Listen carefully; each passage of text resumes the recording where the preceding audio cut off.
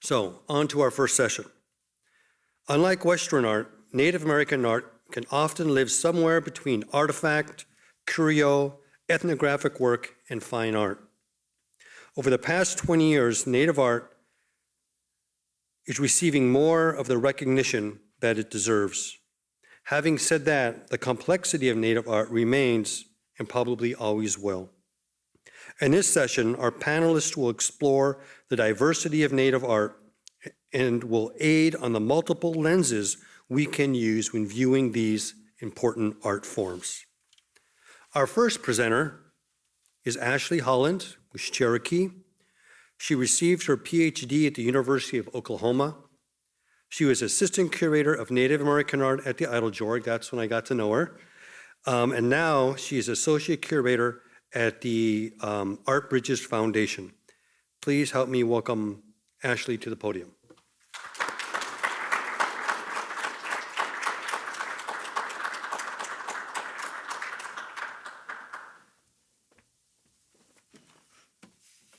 Good morning. So I'm going to warn you right now, I only have one slide. I am a bad art historian, so this is not going to change. We all get to stare at this gorgeous image of Jeffrey Gibson's migrations while I'm talking, so just be warned. My name is Ashley Holland, and I'm honored to be sharing my words and thoughts with you all today, both in person and remotely. I want to thank Joe Horsecapture, Ben Fitzsimmons, and the Autry for inviting me to speak, as well as my fellow panelists and other presenters. I'm embarrassed to admit that this is my first time at the Autry, so it's felt a little bit like a pilgrimage as well as a reunion. I also want to thank the San Manuel Band of Mission Indians for sponsoring this very important seminar, and as well as acknowledging all Native peoples before, after, and now who call this place home. Thank you for allowing this Cherokee to visit. Today I am here to present on the topic of defining Native art. My talk is titled Post-American Art and the Importance of Native Expression. Before I explain what all that means and how it helps in my own exploration of definitions, I think it's important to take a moment to express my positionality as a curator, art historian, scholar, and person. Much like we will probably all argue that there is no such thing as a single definition of Native art, I also believe laying out the multiplicity of my identity is important because that is what shapes me as a professional and in turn builds the foundation for my approach to not only defining Native art, but also some larger considerations about art in America, art history, and institutions in this country. Professionally, I currently serve as the Associate Curator for the Art Bridges Foundation. And if you don't know what the Art Bridges Foundation is, I'm happy to talk more later. But to give you an idea, the mission of Art Bridges is to expand access to American art. Art Bridges is a sister organization to Crystal Bridges Museum of American Art, in that we share a founder and institutional DNA. And despite my commitment to Native art, it is also through this larger scope of American art that I exist. Personally, I am a citizen of the Cherokee Nation. My Cherokee relatives are the Tickaniski Ketcher family.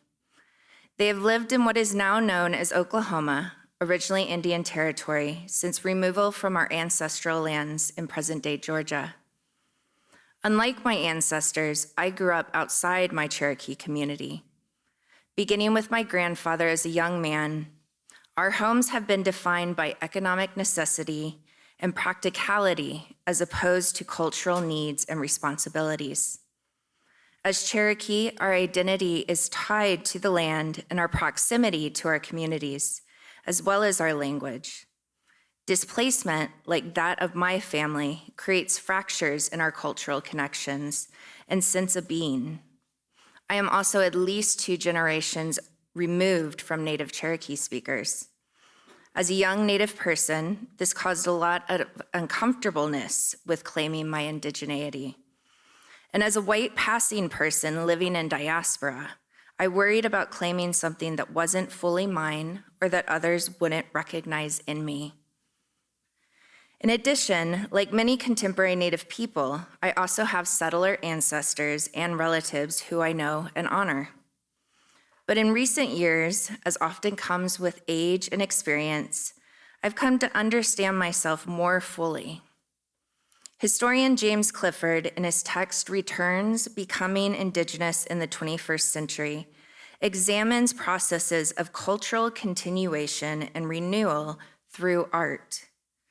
Clifford seeks to remove the perceived inherent contradictions of an indigenous and diaspora life. So much of indigeneity is an inherent perception of an internal connection to the land from which one emerges. Clifford states, and I quote, "Diasporic ruptures and connections, lost homelands, partial returns, relational identities, and world-spanning networks are fundamental components of Indigenous experience today," end quote. It is through art that many Indigenous people are able to maintain their culture. So all this is to say, while I recognize the duality of my identity, both as a settler and Native, I also consider myself wholly Cherokee. And it is through this fact that I try to approach life and art wherever I may be. My first formal exposure to Native art was as a grad student in Indianapolis. Prior to that, my knowledge was formed through trips to Oklahoma and the Indian market world, especially Red Earth. And if you remember Red Earth in the 90s, that's saying something. While a student, I was exposed to a much broader world of Native art, and for me, it was transformative. I've often told the story about being homesick and feeling a bit lost in the first year of living fully on my own. While visiting the local Eiteljorg Museum of American Indians and Western Art, I came across the work of Kay Walking Stick. The fact that there was art by a Cherokee woman on display centered me, and I didn't feel so alone anymore. It would be a long time before I fully understood that in that moment, Clifford's argument about Indigenous art as a tool of return was put into practice for me in that gallery. It is also why I chose to begin my curatorial career at the Eiteljorg. For those of you not familiar, the mission of the Eiteljorg is to inspire an appreciation and understanding of the art, history, and cultures of the American West and the Indigenous peoples of North America.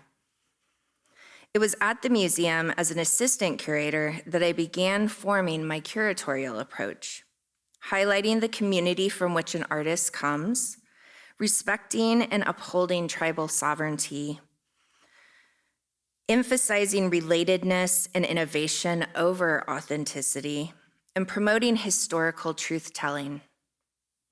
Looking back, there were problems in how we define Native art. Designations like fine art and traditional were embraced. Internal discussions were made between the type of art that was presented at the annual Indian market and what appeared in the biannual Eiteljorg Fellowship. In many ways, these distinctions were beneficial, as one of the curatorial goals was to demonstrate the value of Native art as a distinct art form that existed parallel to American art. But it also created fractures between work that was culturally informed and those lacking obvious ethnographic influences or presenting non-Native aesthetics. It created a hierarchy, and I've come to realize hierarchies are counter to an Indigenous way of understanding. I left the Eiteljorg after almost 10 years to pursue my PhD in art history at the University of Oklahoma. I was incredibly lucky to have access to a program that emphasized the study of Native art history. Despite the emphasis on Native art, though, it was during this time that I really began thinking about the larger scope of art produced within what is now known as the United States. During my time as a doctoral student, it it became clear that while a small space had been made for Native artists within the larger field of American art history, something that even 10 years prior did not happen, the tools to talk about it were still decidedly non-Native. It was in my anthropology and indigenous studies electives that I finally found a language to talk about Native art that had been missing in my earlier career. I was introduced to concepts of indigenous feminism, memory studies, settler colonialism, storytelling as knowledge sharing, and indigenous methodologies. I was especially influenced by the work of Plains Cree and Saulteaux scholar Margaret Kovach, who emphasizes cultural knowledge as a viable research methodology. My dissertation took a new multidisciplinary approach to Native art within the art historical context. My overall goal was the shaping of an art historical understanding of 4 contemporary Cherokee artists, Kay Walkingstick, Luzine Hill, Brenda Mallory, and Cade Twist, through an indigenous methodology based on a Cherokee worldview.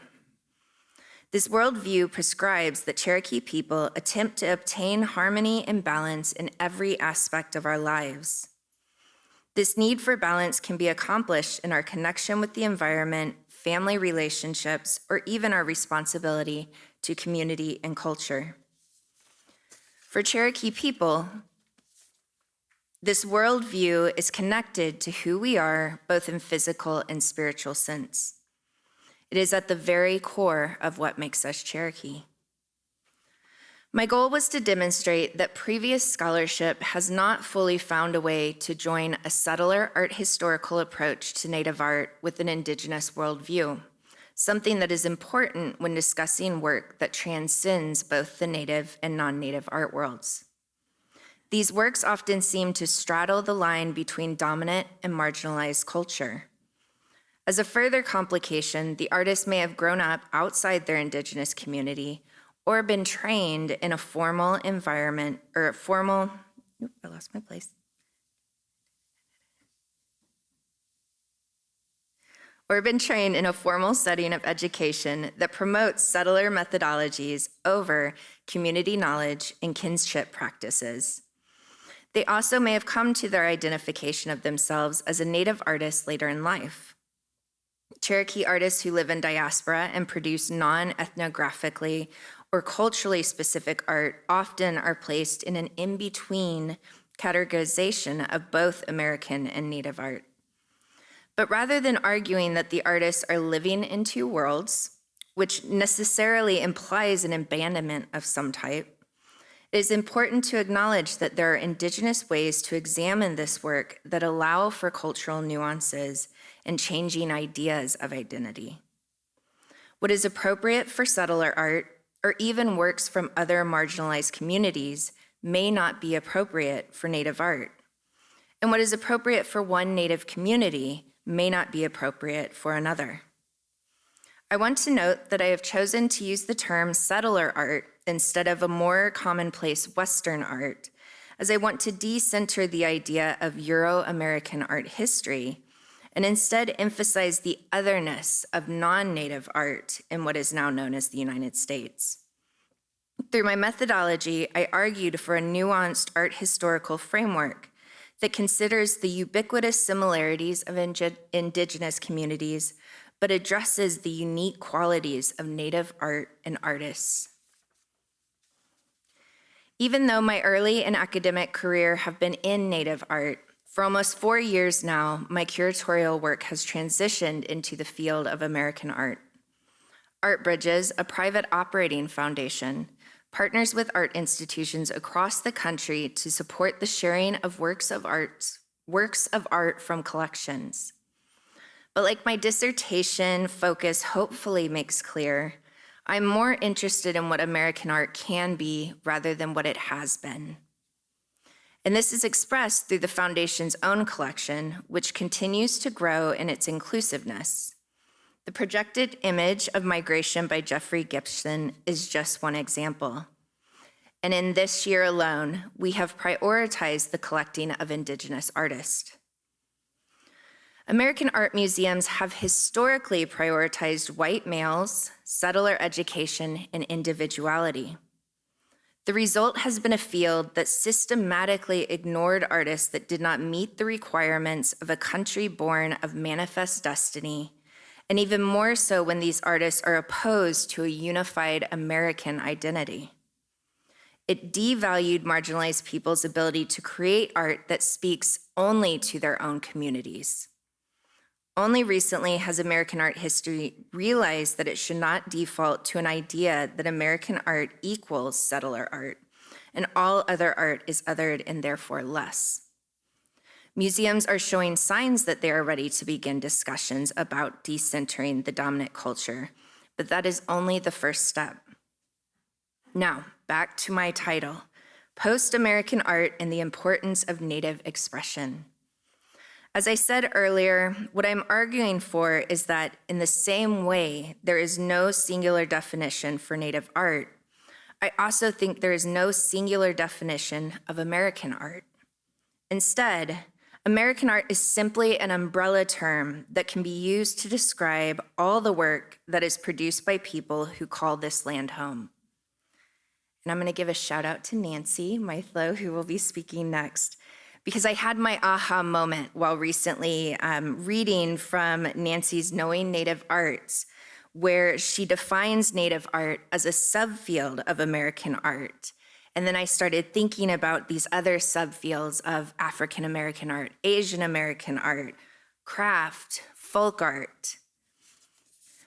Through this concept, I'm even arguing now for reducing settler art, no matter the time period or school or thought, to subfields. I think this equalizing approach not only makes sense, but could be transformative. We know this isn't currently how the museum field is structured, even as efforts to decenter dominant voices is gaining importance. But to take it a step further, rather than thinking about these subfields as rigid boxes, I instead see them as incredibly complex Venn diagrams that allow for overlap. This overlap is important. My failure to define Native art is because of this overlap. Native art can be a lot of things. I've argued for the significance of art creation by contemporary Cherokee people living in diaspora to create a metaphorical return home. Someone else, even another Cherokee, might view the same works and artists differently. I'm comfortable with this. The clearly defined definitions and interpretations are the stuff of dead anthropologists and colonialism. The great scholar Linda Tahuya Smith has stated that part of the process of decolonizing methodologies is existing with contradictions. I believe we as Native people feel and understand this deeply. This all leads me to my adoption of the term post-American art. Scholar Marianne Hirsch proposes that the use of post, specifically in her context of memory studies and the theory of post-memory, is not simply temporal progression or an aftermath.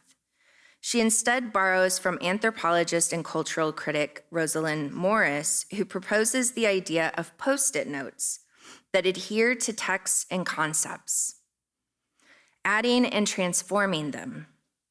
I'm not arguing that we are beyond American art, but instead that there was never such a thing. Our Morris-inspired post-it is aiming to block out all the systematic racism inherent in the American art field.